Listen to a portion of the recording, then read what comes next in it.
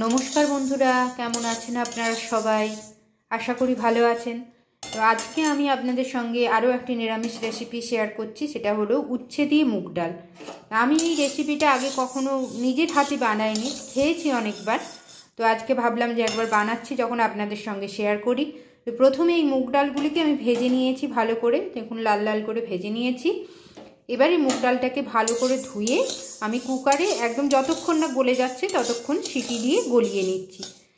এখানে সোনা মুগের ডাল পাওয়া যায় না, আর আমার হাতে হয়তো টাইমও নেই যে আমি কড়াই বসিয়ে করব। তো কড়াই বসিয়ে যদি আপনারা ডালটা সেদ্ধ করেন, ডালটা খুব সুন্দর হয়, টেস্টটা খুবই সুন্দর হয়, গন্ধটাও ভালো হয়।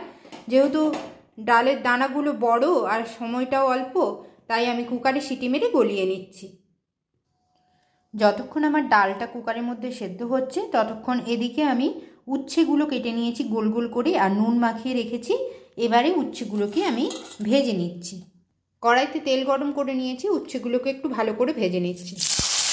এখানে উচ্ছেগুলো আমি ভেজে নামিয়ে নিয়েছি আর ডালটাও আমার সেদ্ধ হয়ে গেছে। তো আমি সেদ্ধ ডালের মধ্যে হলুদ আর নুন দিয়েছি, এটা ভালো করে মিশিয়ে নিচ্ছি।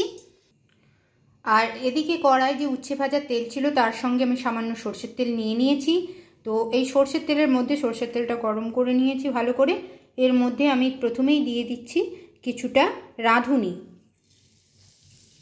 রাঁধুনির সঙ্গে দিয়ে দিচ্ছি গোটা জিরে আর একটি শুকনো লঙ্কা।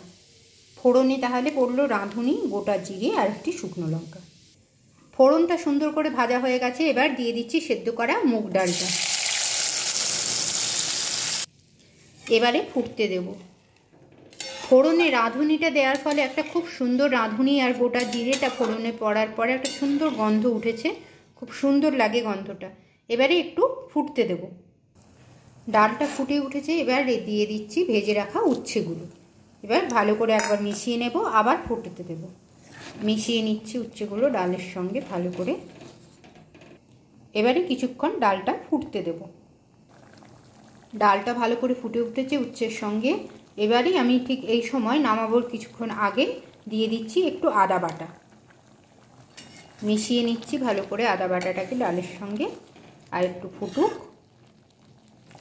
আগেই নুন দিয়েছিলাম, তো এখন সামান্য নুন লাগবে, তাই আমি দিয়ে দিচ্ছি সামান্য নুন, এর সঙ্গে মিষ্টি।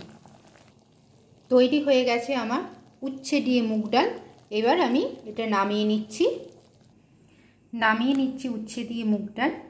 তো আপনারা একবার এইভাবে উচ্ছে দিয়ে মুগ ডাল বানাবেন, অনেকের বাড়িতে এইভাবে হয়ে থাকে।